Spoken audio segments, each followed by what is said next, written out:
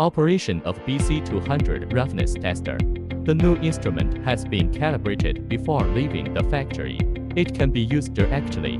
Use the probe cable to connect the probe and the instrument. Probe pointed downward. Insert and remove straightly. Do not rotate. Press the power button to start the device. Tap Settings and select Measurement Settings. Sampling length. Select based on the roughness value range.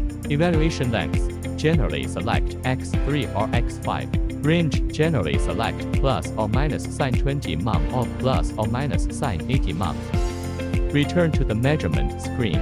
Gently lower the sensor. Try to keep the stylus position within the upper and lower blue lines when measuring the workpiece. Press and hold the stylus position adjustment button to zero the position. Press the Store button to view historically saved test values. Measurement results are displayed directly on the screen. Tap the left button to view other units. 20 different measurement data units available.